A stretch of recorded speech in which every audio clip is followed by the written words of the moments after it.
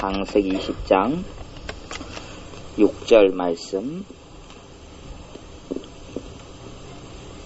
20장 6절 같이 읽어보겠습니다. 하나님이 꿈에 또 그에게 이르시되 내가 온전한 마음으로 이렇게 한 줄을 나도 알았으므로 너를 막아 내게 범죄하지 않게 하였나니 너희에게 가까이 못하게 함이 이 까닭이니라. 아멘. 하나님께서 사람들에게 나타나시는 어떤 방법이 직접적인 나타나심을 구약 같은 데서는 거의 이렇게 선호하시거나 선택하시지를 않습니다. 직접적인 나타나심을 선택하시는 것은 몇 번 없습니다. 첫째는 욥과의 만남, 또 엘리 야 선지자하고 호렙산에서 만남, 또 모세와의 만남, 모세와 호렙산에서 만남. 모세와 호렙산의 만남은 거의 2번 있었죠. 2번. 맨 처음에 부르실 때, 그 다음에 시내산에서, 호렙산, 시내산 같은 산입니다. 시내산에서 40일간 금식할 때 2번. 또 모세와 성막에서 꾸준히 대면하여 만나시는 것. 뭐 이런 것 말고는 직접적인 나타나심은 거의 없습니다. 거의 없고요. 하나님께서 하나님의 자녀들에게 말씀하시는 어떤 구약적인 방법의 대부분은 꿈이라는 거였습니다. 꿈으로 하나님께서 말씀하시는 것. 근데 하나님이 꿈에 나타났는데 그러면 그것이 실제로 나타난 것이냐, 실제로 안 나타난 것이냐, 어떻게 생각하십니까? 하나님이 꿈에 말씀하신 거 실제로 말씀하신 겁니까? 안 실제로 말씀하신 겁니까? 실제예요. 그게 실제. 꿈은 실제입니다. 하나님의 꿈에 말씀하시면 그거 실제예요. 꿈에 예수님이 나타나시면 그거 실제예요. 개꿈 말고는 나머지 하나님이 주신 영적인 꿈은 다 실제예요. 그것이. 그러니까 여기서도 6절에 보면, 20장 6절에 보면, 하나님이 꿈에 또 그에게 이르시되, 아브라함의 아내를 이렇게 데려갔던 이런 어느 아비멜렉이라는 왕, 그랄 왕 아비멜렉에게 하나님이 꿈에 나타나셨는데요. 그래서 그렇게 하잖아요. 하나님의 꿈에 또 그에게 이르시되, 이렇게 하면서 너가 범죄하지 않게 하려고 내가 꿈에 나타났다. 그렇게 말씀한단 말이에요. 그러면 이거 실제로 말씀하시는 거예요? 아니면 실제가 아닌 거예요? 실제로 말씀하신 거예요. 실제로. 근데 하나님이 선택하신 방법은 직접적인 선택이 하지 않아요. 왜 그러냐 그러면 사람의 거룩성 때문에 그래요. 거룩성 때문에. 사람이 하나님께 직접적으로 나타나 사람과 만날 정도의 수준의 거룩함에 이르지 못하였기 때문에 그게 되지 않아요. 직접적인 만남이 일어나 버리면 사람은 문제가 생겨요. 왜냐 그러면 하나님의 거룩성에 합당치 않은 사람에게 직접적으로 나타나 버리면 사람에게는 자동적으로 심판이 임해요. 심판이 임해요. 여러분이 집에 바퀴벌레가 꿈떡해서 이렇게 어두운 데서 살고 있으면 바퀴벌레에다가 불을 환하게 피워버린다거나 후레쉬를 비춰줘 버리면 바퀴벌레 입장에서는 마른 하늘의 날벼락이에요. 그건 심판의 한 종류예요. 심판의 한 종류. 내게 근심이 막 있다가 근심이 싹 없어지면 그쪽은 좋지요. 많은 내가 어둠이 가득한데 어둠하고 나하고 일치가 돼 있는데 그 하나님의 참된 빛으로 하나님 나타나 버리시면 내 고통이 일어납니다. 그렇기 때문에 내 수준에 감당할 만큼 하나님께서 하나님의 자녀에게 역사하시고 나타나시는데 그 선택 방편이 꿈이라는 거예요. 그래서 하나님의 자녀들은 꿈을 많이 기대하고 많이 꾸어야 합니다. 하나님의 자녀들은 꿈을 많이 기대하고 많이 꾸어야 돼요. 꿈을 많이 꾸면 꿀수록 꿈이 우리로 하여금 하나님께 더 가까이 가게 하고 성숙하게 만들고 성화되게 만들어요. 하나님이 주시는 꿈을 많이 꾸는 사람이 영적으로 후퇴하는 경우는 별로 없어요. 그래서 예수님 믿는 사람들은 꿈을 기대해야 합니다. 내 꿈에 주님께서 만나주시기를 사모해야 합니다. 다시 성경 창세기 28장을 보겠습니다. 28장 12절 말씀. 창세기 28장 12절. 28장에는 야곱이 형을 피해서 도망가서 자기 외삼촌에게 도망가는 한 장소 도망가다가 그 여정 가운데 베델이라는 곳에 이렇게 머물러서 거기에서 노숙을 하면서 잘 때에 꿈에 창세기 28장 11절 12절 같이 읽어보겠습니다.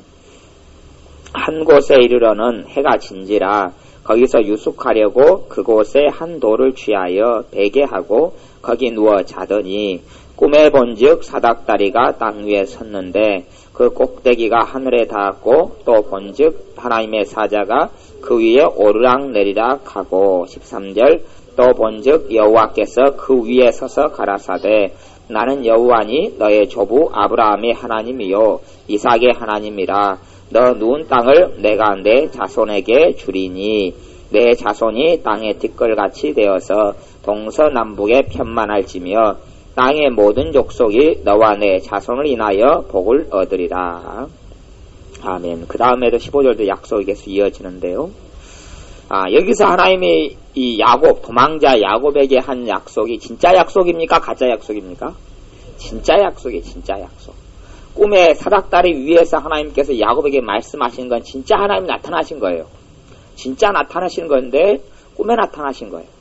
그러니까 꿈은 어떤 면으로는 깊게 들어가면 뭐 정답은 아닙니다만 꿈은 영에서 일어나는 작용이라고 말할 수 있어요. 꿈은 주로 이제 심리학적으로는 심리에서 잠재의식에서 또 비의식, 무의식에서 나타나는 작용이다 이렇게 이야기하는데 어떤 면으로는 꿈에는 사람의 마음이 작동하고 영이 작동을 해요. 그래서 하나님이 직접적으로 눈에 현현하는 육체 앞에 나타나는 게 아니고 영적으로 또 심령적으로 마음적으로 나타나시는 게 꿈을 통하여 나타나시는 거예요. 그렇지 아니하면 직접적으로 하나님 역사하시려고 그래도 하나님 역사를 사람이 거부해버려. 이 육을 가지고 있을 때 우리의 생각이 많이 작동을 해요. 우리의 어떤 정욕이 작동을 하고 내 뜻이 작동하고 그리고 이 눈에 뜰 때는 하나님이 역사하셔도 사람이 그 역사를 다 받아들이지 않습니다. 다 받아들이지 않아요. 왜냐하면 내 마음이 분주하고 바쁘잖아요. 하나님께 역사하시도록 멈추질 않아요. 근데 어떨 때 사람이 멈춰 있습니까? 잠잘 때 멈춰 있고 잠잘 때는 꼼짝마 그러고 멈춰 있단 말이에요. 그래서 분주하게 살아가는 하나님의 자녀들이라 할지라도 하나님의 자녀에게 있어서 하나님이 말씀하시는 방법은 꿈이에요. 여기 야곱 같은 경우는 상당히 그렇게 하나님 보시기 올바른 삶을 살았던 사람은 아닙니다. 왜냐하면 거짓말 투성이잖아요. 그리고 형을 속여먹었고요. 또 형만 속인 게 아니고 아버지하고 속여먹었고요. 정직하지 못한 거예요. 악을 꾀하면서도 그것이 악이 악인지를 모르는 거예요. 이게 이제 부모 편애에서 나타나는 거예요. 이삭은 자기 형을 사랑하고 엄마는 자기를 사랑하고 편애에서 나타나는 것이니까 형을 속여먹고 있는데도 그것이 죄라고 생각하지 않아요. 아버지를 속여먹고 있는데 양심별로 가책이 되지 않아요. 형의 축복을 다 빼앗아 가는데도 양심의 가책이 아니에요. 하나님이 이미 야곱이 태어나기 전에 하나님이 축복해버렸어요. 야곱을. 그러니 야곱은 그런 인간적인 수단과 방법을 쓰지 않아도 하나님 축복을 받습니다. 야곱이 하나님 앞에 서서 살아가면 축복을 그냥 받아요. 야곱이 장자권을 탈취하려고 안 해도 장자권이 야곱에게 돌아오게 돼 있어요. 근데 인간적인 방법을 쓰는 거예요. 왜 이 야곱이 하나님 뜻에 맞게 하나님과 함께 살아가지 않았기 때문에. 그럼에도 불구하고 야곱에게는 형과 비교해서는 하나님을 의지하는 신앙이 좀 있었어요. 그래서 하나님께서 야곱이 도망가는 그 길에 꿈에 나타나시는 거예요. 야곱의 꿈. 아브라함 같은 경우도 성경에는 이제 말씀하셨다 그러는데 그것이 꿈이 아니라는 보장은 할 수 없어요. 왜냐하면 꿈을 통해서 말씀하시는 것도 말씀하시는 거고 실제로 나타나신 것도 말씀하시는 건데 아브라함의 그 영적인 상태가 실제로 나타나셔서 말씀하셨다라고 보기는 좀 어려워요. 왜냐하면 아브라함의 집안은 우상 만드는 집안이기 때문에 영적인 상태가 그렇게 썩 좋은 상태는 아니에요. 그러면 영적으로 죄악이 많고 마귀 역사가 센데 직접 나타나버리면 심판이 나타나버려요. 그렇기 때문에 어려워요. 왜 과거에 아나니아하고 삽비라라는 어떤 성령 해방죄를 지은 부부가 초대교회 교인 그리고 어떤 사람은 아나니아와 삽비라가 성령 충만 받았던 120문도에 속했던 사람이라고 해석하는 사람도 있어요. 어쨌든 초대교회 교인이고 은혜 체험했던 사람이고 부부가 같이 믿었던 사람인데 성령님을 속였다는 제목으로 아나니아 삽비라가 그 자리에서 직사를 합니다. 둘 다 죽어버려요. 네? 하나님의 심판을 받아서 베드로의 선포를 통해서 죽습니다. 왜 아나니아 삽비라가 성령님을 속였다고 죽임을 당하냐 그러면 그 자리는 놀랍게 성령님께서 그 직접적 현현하신 장소예요. 성령의 역사가 강해지면요. 강해지면 강해질수록 눈에 보여버립니다. 성령의 역사가 강해지면 눈에 보여요. 강해지면 강해질수록. 근데 이 눈에 보이는 현상이 이렇게 불의 혀같이 불덩어리들이 막 떨어지는 것이 보이기도 하고요. 그 다음에 구름 같은 걸로 보이고요. 어떤 사람은 갑자기 기도를 하는데 예배당 안이 눈에 안 보이더래, 예배당이. 연기 같은 걸로 꽉 찼대요. 볼려해도 안 보이는 거예요. 나중에 알고 보니까 성령님이 임재하시는, 강력하게 임하시니까 그렇게 보인 거예요. 그래서 하나님의 임하심이 강하면 강할수록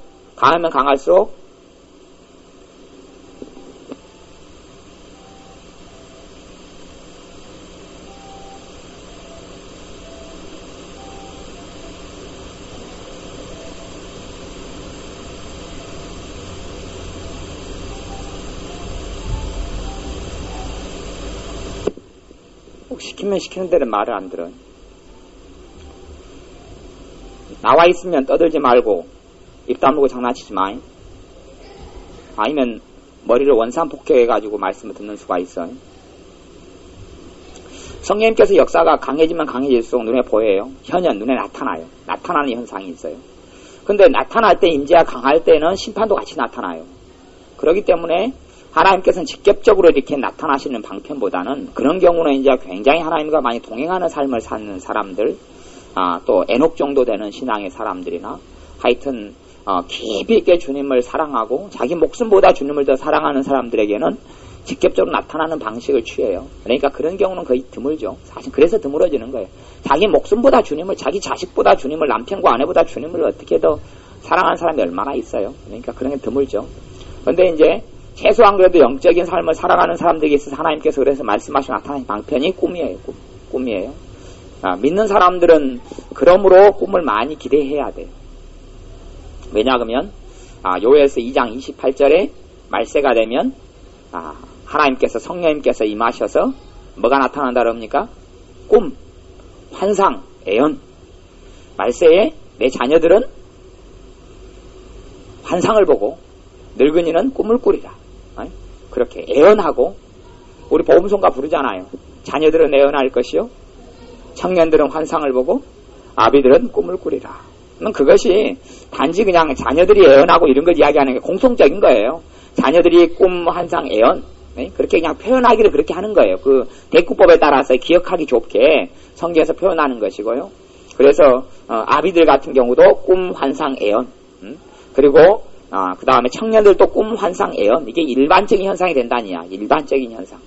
그래서 예수님을 믿고 성령 충만하고 은혜 충만한 사람들은 꿈, 환상, 애연 어느 쪽에 치우치기는 쉬워요. 내가 꿈꿔하면 꿈 쪽으로 자주 꾸고, 환상이면 환상 쪽으로 자주 꾸고, 애연이면 애연 쪽으로 자주 가지만, 제가 성경을 구약 성경적으로 이야기하면, 또 신약 성경적으로 이야기하면 재고 일반적인 보편적인 것은 꿈이에요. 재고 보편적인 건 꿈이에요. 그래서 예수님 믿는 사람들은 하나님이 주시는 꿈들이 많아야 돼요. 내가 꿈을 꾸는 게 아니라 하나님이 주시는 꿈이 많아야 돼요. 그것이 성경의 일반론적인 거예요. 그래서 여기 야곱도 하나님을 만났는데 뭘 통해 만납니까? 꿈을 통해서 만나요. 꿈을 통해서 약속을 받아요. 꿈을 통해 받은 약속이 성경에 기록됩니다. 왜 그럽니까? 하나님의 실제적인 약속이기 때문에 그래요. 야곱이 이 말씀을 붙잡고 사는 거예요. 그래서 꿈에 하나님의 말씀을 듣고 16절에 보면 야곱이 잠이 깨어 가로되 여호와께서 과연 여기 계시거늘 내가 알지 못하였도다 그래요. 하나님이 계시는데 하나님의 임재 양상이 틀립니다. 하나님은 어디든지 계세요. 지금 이 자리에도 계시고 제 옆에도 계시고 이 공간에도 계셔요. 하지만 임재 양상은 틀려요. 임재 양상. 하나님이 계시지만 어떤 면으로는 하나님이 직접적으로 계신 거지만 하나님의 전폭적인 임재로 계시는 건 아니에요. 그렇게 있다가는 사람이 다 죽어버려요. 다 직사해버려요. 그래서 하나님의 임재하고 계시지만은 직접적인 현현으로 임재하신다고 신학적으로 표현하기 참 어려워요.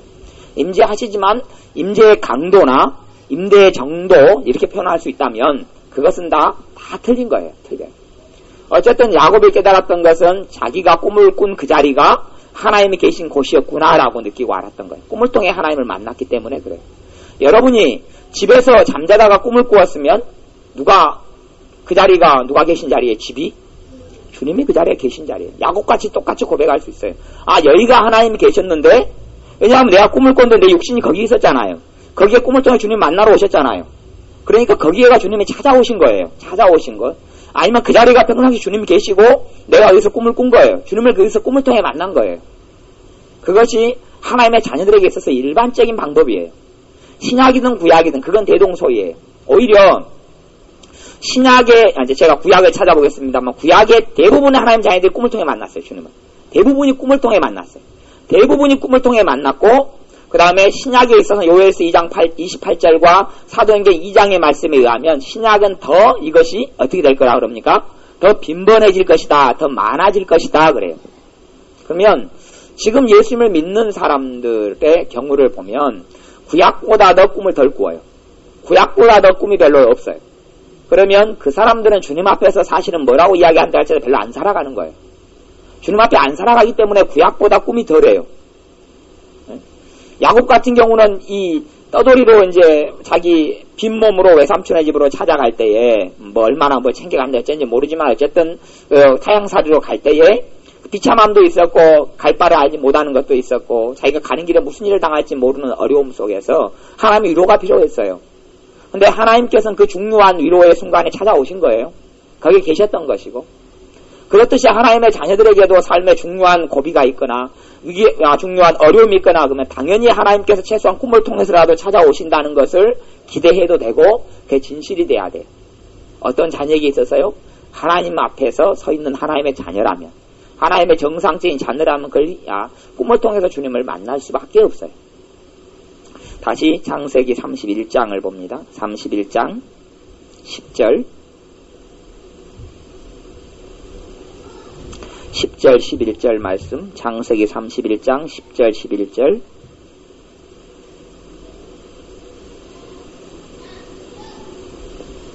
10절 11절 12절 13절까지 읽어보겠습니다. 그 양떼가 새끼 뵐 때에 내가 꿈에 눈을 들어 보니 양떼를 탄 수양은 다 얼룩무늬 있는 것, 점 있는 것, 아롱진 것이었더라. 꿈에 하나님의 사자가 내게 말씀하시기를 야곱아 하기로 내가 대답하기를 여기 있나이다 하매 가라사대 내 눈을 들어 보라. 양떼를 탄 수양은 다 얼룩무늬 있는 것, 점 있는 것, 아롱진 것이니라. 라반이 내게 행한 모든 것을 내가 보았노라. 나는 베델 하나님이라. 너가 거기서 기둥에 기름을 붓고 거기서 내게 서원하였으니 지금 일어나 이곳을 떠나서 내 출생지로 돌아가라 하셨느니라. 아멘. 야곱의 어려움 가운데 하나님께서는 도와주시는데 하나님께서 직접 나타난 것이 또 있고 그 다음에 여기서는 이제 하나님의 사자가 나타납니다. 하나님의 사자는 메신저란 말이에요. 하나님께서 하나님의 사자 천사를 보내서 야곱에게 말씀을 전해요. 그렇기 때문에 나는 베델 하나님이라 그렇게 이야기하는 거예요. 이 천사가 자기가 하나님이라는 이야기가 아니고 그잖아. 옛날에 왕명을 전하는 신하가 말을 타고 와서 어명을 받으시오. 그러면 이제 왕 앞에 선 것처럼 무릎을 신하가 더 높은 신하라도 그 신하는 메신저 신하는 계급이 좀 낮아요. 근데 이 높은 신하라도 무릎을 쫙 꿇어요. 그러면 집이 내게 이르노라. 너를 이제는 영의정에 임명하고 뭐 이제 너에게 논 500 마지기를 내리겠노라. 그러면 성은이 만극하여이다. 그리고 이제 아멘. 그리고 일어나죠. 그렇게 일어나요. 그래서 이제 받아요. 메신저니까 자기가 왕하고 똑같이 왕이 하는 이야기를 똑같이 하는 거예요. 너는 경은 들으라. 경이 내 말을 잘 들었으므로 오늘 저녁에 오면 궁궐에서 떡볶이를 대접하겠노라. 아멘. 그리고 일어나서 이제 떡볶이 먹으러 가고 그래요. 그러니까 이 천사 하나님의 사자가 꿈에 나타나. 하나님이 직접 나타나는 경우도 있고 하나님의 사자 천사를 보내서 이야기해. 이게 천사들이 가장 빈번하게 활동하는 지역이 어디였어요? 그러니까 밤에 활동을 마귀도 많이 하겠지만 밤에 누구도 제고 활동을 많이 해요? 천사들도 활동을 많이, 낮에도 그렇지만 밤에도 활동을 많이 해요. 어디에? 꿈에. 그래서 이 일은 참 신비로운 일이에요. 신비로운 거. 천사가 와서 존재 자체가 와가지고 어느 속에 개입하고 이야기해. 그 사람과 만나요? 꿈에서 만나요. 그 사람 꿈에서 심령과 영의 어떤 작용과 현상 속에 꿈에서 만나요. 그리고 하나님의 메시지를 전해줘요. 천사들이 그렇게 활동을 한단 말이에요. 그러니 사실은 천사를 통해서 간접적으로 하나님을 만나는 게 돼요. 이게 야곱 같은 경우도 삼촌이 자기의 양떼를 다 지켰는데 삼촌이 다 재산을 갈취해 가버렸어요. 빈털터리가 돼야 돼요. 그러니까 꿈에 하나님의 사자 천사를 보내셔서 한몫 재산을 챙길 수 있는 방법을 가르쳐줍니다. 한몫 재산 챙기는 하나님의 능력의 방법을 가르쳐줘요.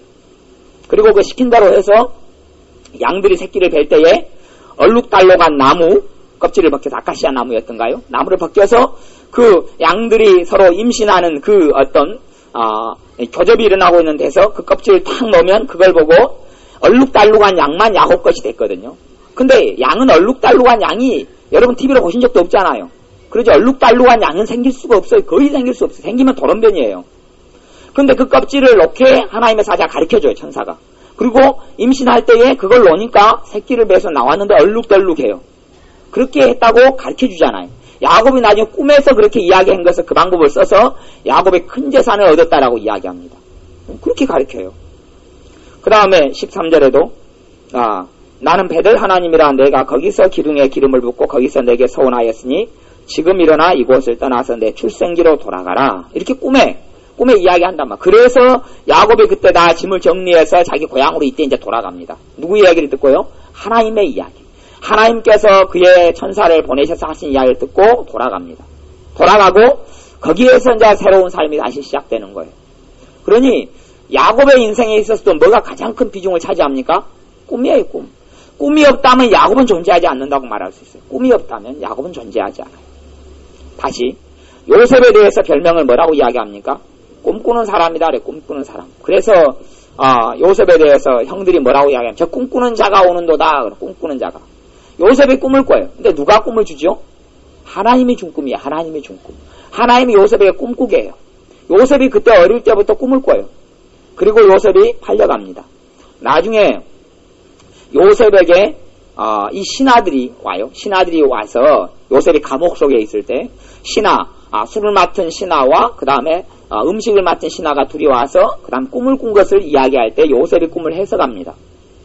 꿈을 왜 해석할 수 있냐 그러면 꿈꾸는 은사가 왔기 때문에 꿈이 해석하는 게 가능해져요.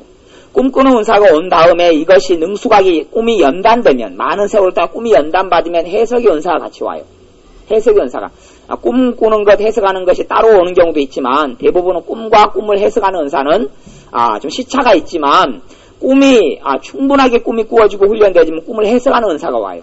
꿈이 하나님께 주시는 꿈이 있다 해서 그것을 직접적으로 다 해석하는 것을 알게 되는 건 아니에요. 꿈을 꾸어도 자기가 해석을 모르는 경우는 굉장히 많이 있어요. 많이 있어요. 자기가 예언을 하면서도 그 예언의 뜻이 뭔지를 모르는 경우도 많이 있어요. 예언사 자기가 받아도 그걸 말해도 뜻이 뭔지를 모르는 경우가 많이 있어요. 어찌되었든 요셉 같은 경우는 처음부터 끝까지 요셉의 인생에 최고 중요한 것은 꿈이라는 요소예요. 꿈. 나중에 바로 왕이 꿈을 꾸어요. 꿈은 누가 꾸죠? 바로 왕이. 해석은 누가요? 요셉이에요. 해석은 요셉이에요. 해석은 요셉이 하고 그리고 그 해석을 통하여서 요셉이 총리 자리에 앉게 됩니다. 그리고 요셉의 새로운 삶이 시작되는 거예요. 시작돼요. 그런 것처럼 구약시대의 하나님의 백성 가운데의 삶에서 가장 중요한 하나님을 만난 통로는 꿈이었어요. 꿈이었어요. 그리고 나중에 하나님께서 모세하고 미리암하고 아론을 3명을 모아놓고 하나님이 말씀하실 때도 선지자에게는 뭘 준다고 이야기해요? 꿈을 통해서, 현몽을 통하여, 꿈을 통해서 내가 말한다 그렇게 이야기해요. 모세하고는 대면하고 선지자를 통해 선지자에게는 꿈을 준다 그렇게 이야기해요. 그래서 하나님의 선지자, 선지자라고 요즘에 누구를 말할 수 있겠습니까만은 선지자 그러면 어떤 면으로 보면 하나님의 뜻과 하나님의 인도를 제대로 받는 사람을 선지자의 반열에 썼다 말할 수 있어요. 성령님의 인도를 제대로 받고 살아가는 사람도 하나님 편에서 선지자예요. 그래서 그것은 목회자하고는 좀 틀리죠. 목사하고는 좀 틀려요. 가령 에녹이라는 선지자, 에녹은 선지자였다고 말합니다. 에녹이라는 선지자가 목회를 했다는 건 성경에 있어요, 없어요? 없어요. 목회는 안 했어요. 목회 안 했어요. 또 요나 선지자가 목회를 했습니까? 선지자였어요. 이게 일이 틀려요. 목회자는 한 지역에 정착해가지고 사람을 가리키고 세우고 말씀을 전하고 돌보고 하는 것이고 선지자는 그 지역에 정착하는 건 별로 아니에요.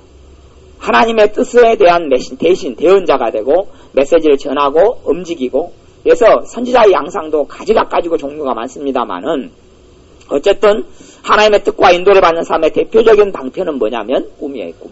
선지자에게서 대표적인 방편은 꿈이고 그 하나님의 방법을 신약에 왔다 그래서 하나님이 바꾸질 않아요. 바꾸질 않아요. 하나님이 역사하시는 방법을 바꾸질 않아요. 왜? 하나님 그분은 동일한 분이니까 바꾸질 않아요. 대신에 더 풍성하게 준다 그래요. 뭐가 있으니까요? 예수님의 나에 대한 속죄와 대속과 예수님이 날 위해 죽어주신 은혜가 있기 때문에 더 풍성해져요. 그 전에는 특별한 하나님의 사람들, 선별된 사람들에게만 꿈을 꾸었다 그러면 그 후로는 정말 더 풍성해져요. 그래서 우리가 꿈에 대해서 하나님께 마음을 열어야 합니다. 마음을 열어야 돼. 꿈에 대해서 주님께서 만나주시고 내게 말씀해 주시는 것에서 기대하고 마음을 열어야 돼. 그것이 많이 가다 보면 이제 꿈으로 말씀하시는 거예요. 특별한 일이 있을 때는 우리가 하나님께 직접 말씀하시는 걸 내가 못 알아먹어요. 그러면 하나님 꿈을 통해서 저에게 말씀해 주십시오. 그렇게 이야기하면 꿈을 통해 듣기가 쉬워요. 기도응답 받기가 쉽단 말이에요. 꿈을 통해서 말씀해 주십시오. 꿈에는 내 의지가 작동을 별로 안 해요. 작동을 하긴 하지만 약해요. 내 자아가 약해요. 하나님의 음성을 듣기 좋은 상태가 돼요. 내가 멈춰 있잖아요. 분주하지가 않아요. 멈춰 있어요. 이제 하나님께서 찾아오셔서 말씀하시기가 좋아요. 그래서 말세가 되면 꿈이 풍성해진다고 말씀하는 거예요. 나중에 그 사도행전에 보면 사도 바울이 난파하게 돼요. 배를 타고 가다 난파하게 돼요. 그럴 때에 난파하게 될 때에 사도 바울이 뭐라고 이야기하냐 그러면 그 난파하게 된 배 사람들에게 하나님께서 당신들이 무사하리라고 이야기했다 그래요. 그러면서 뭘 이야기합니까? 언제 그랬다고요? 어젯밤에 어디에서요? 꿈에서. 네, 꿈에서. 어젯밤 꿈에서 그렇게 이야기. 정확히 성경에서 꿈에서 이렇게 나왔니 안 나왔니 제가 아직 기억이 잘 안 나네요. 근데 어젯밤에 주님께서 내게 말씀하셨다 그건 즉 꿈을 이야기하는 거예요. 꿈을. 왜냐 그러면 꿈에서 말씀하시는 것도 직접 내게 말씀하시는 거기 때문에 그래요. 이렇게 사도 바울의 삶에 있어서도 환상, 그 다음에 꿈과 환상은 어떤 면으로는 한 끗 차이예요. 한 끗 차이. 근데 내가 완전히 다 잠들었을 때 100% 잠이 들었을 때가 꿈이고 비몽사몽간 50%는 잠이 들어있고 50%는 안 들어있은 상태가 환상이라고 말할 수 있어요. 아니면 이제 상상을 통해서 말씀하시는 경우인데 상상은 내가 50%도 안 잠들었을 때 그냥 비몽사몽간 쪽이지만 내가 깨어있을 때 받는 것이 상상이에요. 상상을 통해서도 하나님 말씀하세요. 그건 제가 설명해 주려면 복잡하니까 나중에 개인적으로 공부를 하시고 일상화된 환상과제가 꿈만 이야기하면 그래요. 그래서 하나님께서 하나님의 자녀에게 말씀하시는 기본적인 방편은 꿈이라는 거예요. 그래서 하나님의 음성을 가장 듣기 좋을 때가 꿈을 통해 듣기 좋다. 꿈을 통해서 하나님을 만나는 것은 직접 만나는 거하고 다르다고요? 같다는 거예요. 같아요. 꿈에 나타나시고 말씀하시는 거예요. 그때 말씀하시는 것들을 성경에는 가령 야곱이 꿈에 하나님께서 말씀하신 것을 전해서 나중에 기록이 됩니까? 안 됩니까? 기록되는 거예요. 그런 것처럼 꿈에 주님께서 내게 약속을 주시거나 말씀하시는 것은 꽤 중요한 게 되어져요.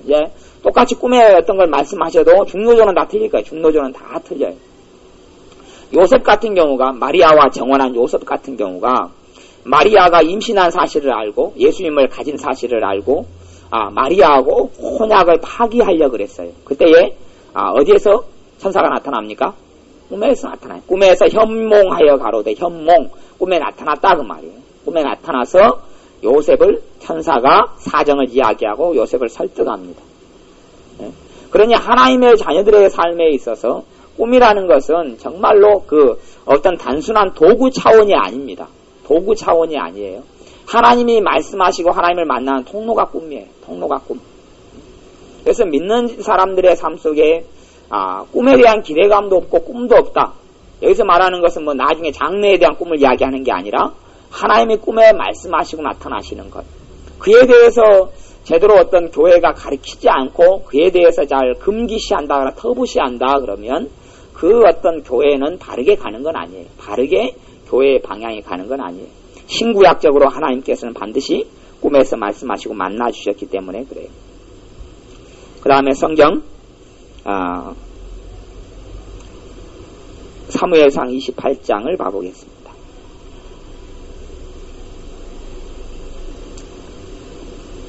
사무엘상 28장 말씀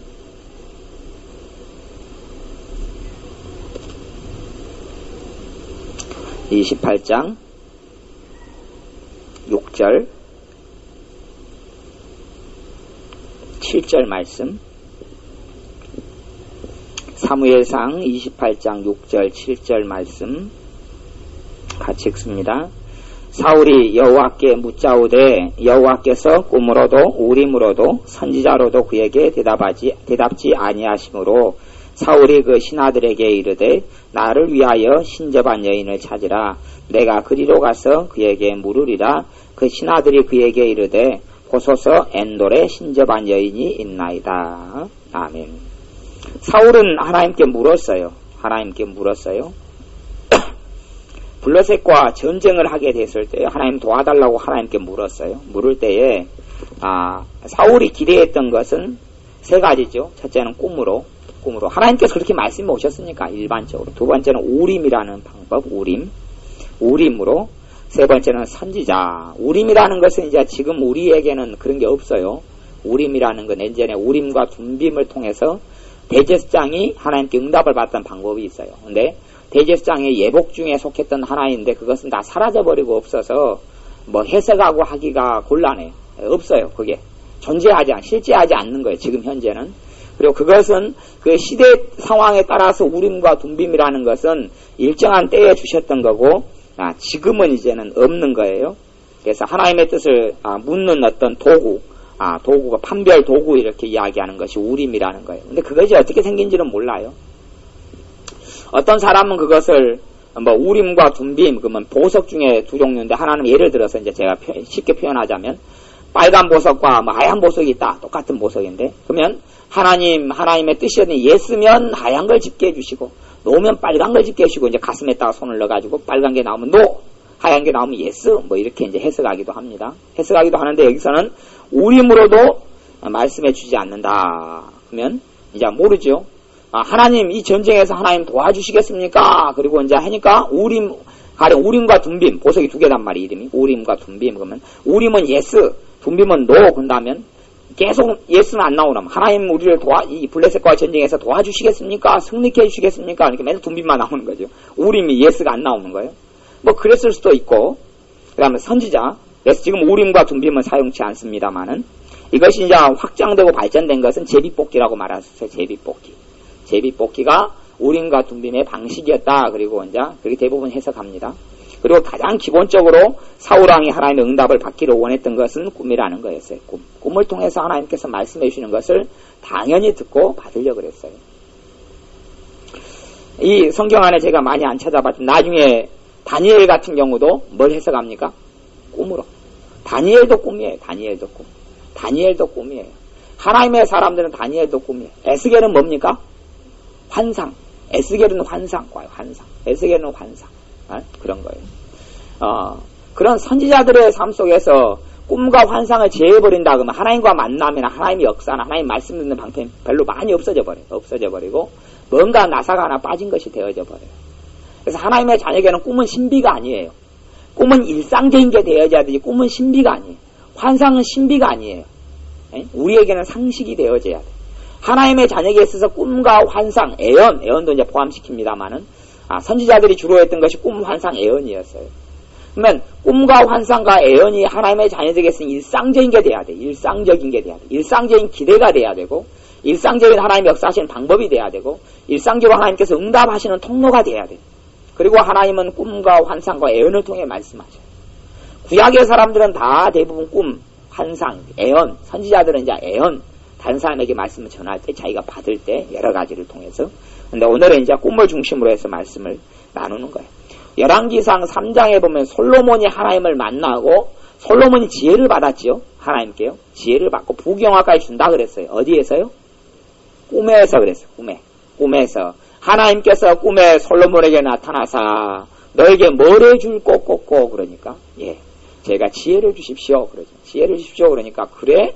그러면 너가 구하지 아니하는 너가 참 똑바로 구했기 때문에 구하지 아니하면 부귀영화까지도 주겠다. 그리고 이제 주시는 거예요. 지혜도 주시고 그 다음에 진짜 지혜가 왔어요? 안 왔어요? 왔어요. 실제 사건이니까 진짜 지혜가 오죠. 그게 개꿈이면 내가 너에게 지혜를 주겠다. 그러니까 아침에 일어나니까 지혜가 안 와요. 이거 웬일이죠? 그러니까 하나님께서 천사를 보내셔서 개꿈이었다. 근데 그런 게 아니라 그 지혜를 주겠다 이야기하니까 실제로 아침에 일어나니 번뜩 지혜가 왔단 말이에요. 왜? 그거 진짜니까. 실제 하는 일이었으니까. 그래서 솔로몬은 하나님을 만났는데 어디에서 만납니까? 꿈을 통해서 꿈을 통해서 직접 만났다. 간접이 아니에요, 그것이. 왜? 영의 작용, 심령의 마음에서 일어나는 하나님과 만남이니까요. 직접 만난 게 되는 거예요. 사람이 감당하지 못하니까 꿈이라는 걸 사용해요. 꿈에서 말할 수 없는 꿈의 신비라는 게 많이 있어요. 꿈은 신비에 속하는 부분인데 예수를 믿는 우리에게는 일상이 돼야 한다는 이야기. 일상이 돼야 돼. 하나님이 역사하시는 일상적인 통로가 돼야 합니다. 그래서 하나님과 일상적으로 만나야 합니다. 사도행전 2장 17절을 찾아보겠습니다. 요엘서 2장의 반복인데요. 신약성경 사도행전 2장 17절 말씀. 2장 17절 말씀.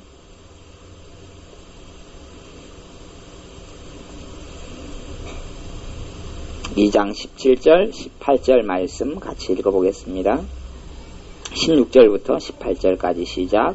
이는 곧 선지자 요엘로 말씀하신 것이니 일렀으되 하나님이 가라사대 말세에 내가 내 영으로 모든 육체에게 부어주리니 너희의 자녀들은 애언할 것이요 너희의 젊은이들은 환상을 보고 너희의 늙은이들은 꿈을 꾸리라. 그때 내가 내 영으로 내 남종과 여종들에게 부어주리니 저희가 애언할 것이요. 아멘. 사람에게 구분이 없이 세 가지가 있다는 이야기예요. 자녀들, 자녀, 젊은이, 늙은이, 아니면 아비들 할 것 없이, 남종, 여종 할 것 없이, 환상, 그 다음에 꿈, 그 다음에, 왜요? 누가 오시니까요? 모든 육체, 모든 사람에게 누가 오시니까요? 내영, 성령님이 오시기 때문에, 성령님을 부어주기 때문에 자연적으로 일어나는 것이 꿈, 환상, 애언이다. 다시 이야기하면, 어떤 사람이 주님의 인도를 받고 살아가면 셋 중에 하나는 주로 나타날 수밖에 없어요. 꿈, 환상, 애언. 거꾸로 다시 이야기하면 성령 충만하다고 어떤 사람이 자기가 착각하고 살아가도 그 사람에게 꿈과 환상과 애언 중에 하나든지 세 개 다든지 두 개든지가 없으면 그 사람은 뭐라고 이야기해도 성령 충만하지가 않은 거예요. 그 이해를 잘 하셔야 됩니다. 그러니까 사람들이 많이 그러면 그것은 자기가 진짜 성령 충만하다 그래도 반쪽 성령 충만이 반쪽 성령 충만. 왜냐하면 여기 말씀 이렇게 나왔잖아요. 말세에는 예수님이 태어나신 이후부터 시대가 말세라 그럽니다. 2000년 전부터 말세는 시작됐습니다. 예수님이 십자가에 죽으신 다음부터는 말세가 시작됐고 예수님이 태어나신 다음부터 말세라 그래. 그때 이후로. 지금은 말세 중에 말세다 그래서 표현하자 말세지 말 그렇게 표현해요. 말세의 말세. 종말 중에서 끝부분 이렇게 표현해요. 전체적인 역사에서 이렇게 기간을 이야기한다면 그래서 말세에 내가 내 영으로 성령님께서 모든 육체에게 부어지기 때문에 애언하고 환상을 보고 꿈을 꾼다. 그렇게 이야기하는 거예요. 성령님이 역사하시는 자연적인 결과물들이 꿈과 환상과 애언이라는 거예요. 그래서 믿는 사람에게 꿈과 환상과 애언이 일상화되는 것, 상식화되는 것은 자연스러운 거예요. 이상한 게 아니에요. 이상한 게 아니고 꿈과 환상과 애언을 통하여 주님의 말씀 듣는 것은 자연적인 게 돼야 돼요. 그런 의미에서는 많은 교회들이 주님을 사랑하고 주님을 쫓아간다고 말하지만 성령 충만한 교회하고는 상관이 없는 거예요. 성령의 인도를 받는 교회하고는 상관없는 교회가 너무 많고 주님하고는 상관이 없는 교회는 꽉 찼어요. 그 교회가 그 교회 교인들 아니면 그 교회 전반적으로 꿈과 환상과 예언을 인정하느냐의 부분을 질문을 던져야 되고 안 그래요? 성령님은 그렇게 역사하는데 성령님을 알면 꿈과 환상과 예언이 제대로 나타난다는 걸 알게 되죠. 지식이 아니라 탁상공론이냐 실제로 그분을 안다면 그리고 교회 가운데 전반적으로 꿈과 환상과 예언이 인정되느냐 나타나고 있느냐? 그럼 나타나고 있는 교회가 성령님의 인도를 제대로 받아가는 교회고 그렇지 않으면 그건 가짜예요. 가짜가 아니면 잠들어 있는 교회, 깨있지 아니한 교회. 잠들어 있거나 죽었거나 잠들었거나 그런 거예요. 죽었거나 잠들었거나 아니면 비몽사몽간에 있거나 그런 거죠. 죽었거나 잠들었거나 비몽사몽간에 있거나 그렇기 때문에 꿈과 환상과 애언이 없는 거예요. 자기들은 아무리 말씀 그러고 역사해도 말씀은 성령님께서 역사하지 않으면 죽어요. 죽은 말씀이 되고 성령님이 역사해야지 말씀이 생명을 얻어요. 성령님이 역사하는 말씀이 사람을 변화시키는 생명 있는 말씀, 능력 있는 말씀, 권능 있는 말씀이 되지 아무리 성경책을 갖다가 어떤 사람 입을 벌려가지고 입을 크게 벌려 넓게 벌려 그래가 요 말씀을 그냥 쑤시어요. 요걸 쑤시어가지고 매개도 그 사람 변화됩니까? 안 됩니까? 안 돼요. 이게 한 권이기 때문에 변화가 안 됐구나. 성경책 종류별로 큰 글 성경, 작은 글 성경 그다음에 만나 성경 종류별로 시리즈를 한 10권을 입을 벌려가지고 미개요. 이게 변화됩니까? 안 됩니까? 안 돼. 왜 이 말씀을 먹었는데 변화가 안 됩니까? 생명이 없기 때문에 그래. 성령님의 역사가 없기 때문에 그래. 똑같은 이 말씀 가운데 한 구절 하나님이 너를 사랑하노라 이 말씀을 가지고 성령님의 역사에는 회개하고 거듭나고 변화가 일어난단 말이에요. 성령님의 역사의 자연적인 열매가 꿈과 환상과 애언이다. 그래서 우리가 어떤 교회가 정말 그래도 제대로 주님께서 이끌어가는 바른 교회이냐라고 우리가 분별력이 있다면 뭐 여수에 있는 500몇십 교회 가운데 뭐 그렇게 우리가 판단자고 비판자가 아닙니다만 상자로 분별력의 기준에 있어서 이야기합니다. 판단하라는 게 아니라 교회들의 전반적으로 봐서 꿈과 환상과 예언을 인정하는 교회면 제대로 가는 교회고, 그래도 최소한 죽었거나 죽은 교회거나 잠든 교회거나 비몽사몽간에 있는 교회는 아니다. 그런 거죠. 어린아이 교회일 수는 있고 장년교회일 수 있고 청년교회일 수는 있어도 하여튼 살아있는 교회다. 역동성 있는 교회다 말하고, 꿈과 환상과 예언이 자주 언급되고 이야기되고 간증되기도 하고 자연스럽게 교회 가운데, 그리고 그것을 믿고 있고 인정하고 그렇게 하나님께서 만나주시는 일들이 자주 빈번하게 일어나면 이제 살아있는 교회다. 아니면 개인적으로는 내가 살아있구나, 내가 잠들지 않았구나, 내가 깨어있구나 말할 수 있고, 내게는 그런 것이 꿈이든 환상이든 예언이든 내게 그런 것이 1년 내내 눈치껏 봐도 없다 그러면 나는 죽었거나 잠들었거나 비몽사몽간에 있거나 아니면 하나님의 은혜를 덜 받았거나 그러는 거예요. 그래서 정말로 꿈과 환상과 예언을 통해서 주님께 만나셔도 내가 변화가 일어납니다. 그래서 내 개인적으로는 꿈이 있어야 되고 환상이 있어야 되고 그 다음에 예언이 있어야 합니다. 그렇게 주님께서 역사에 가실 것이고, 이 사도행전에서도 꿈이나 환상을 빼버리면 별거 없어요. 또 꿈과 환상을 떼버리면 하나님께서 만나주시는 역사가 현저히 없어져 버려요. 하나님께서는 그렇게, 하나님께서는 꿈과 환상을 통하여 또 여기서도 예언을 통하여 이 세 가지를 통하여 주로 이렇게 말씀하셨어요. 뭐 선지자 빌립 전도자가 이야기하거나 아니면 어떤 선지자가 아가보 선지자 내려와서 할 때도 예언, 그 다음에 베드로 사도 같은 경우는 환상, 비몽사몽간에 직접적인 성령의 말씀도 있었지만 꿈, 환상, 이런 예언, 이런 걸로 이 사도행전은 뭐냐 그러면 사도들이 걸어갔던 기록이 이렇게 이야기하고 사도행전 이름을 붙였지만 사실 그건 아니에요. 사도행전이라기보다는 하나님의 자녀들의 삶의 샘플이에요. 샘플. 그 다음에 성령행전 그렇게 이야기해요. 성령행전. 사도행전보다는 성령행전 그래요. 왜냐하면 빌립 집사님 이야기가 있어요. 아니면 세반 집사님 이야기. 세반 집사님이 사도였습니까? 아니었습니까? 집사님이었습니까? 집사님. 그게 사도행전이 아니잖아요. 그죠? 세반 집사님 이야기, 빌립 집사님 이야기 아니잖아요. 이건 사실은 성경적으로 이야기할 때는 사도들 중심이 됐기 때문에 사도행전이 이렇게 말한 거지, 사도들만의 기록이다 이렇게 이야기해서 사도행전 한 건 아니에요. 사도행전의 제목이 잘못된 건 아니고 사도들이 중심이었다 이렇게 이야기하는 거예요. 초대교회였기 때문에. 그렇지? 그래서 어떤 사람 이름을 붙이기를 성령행전 이렇게 붙이는 거고, 그리고 하나님의 자녀들의 삶을 본받아야 할 우리의 어떤 샘플과 모델이에요.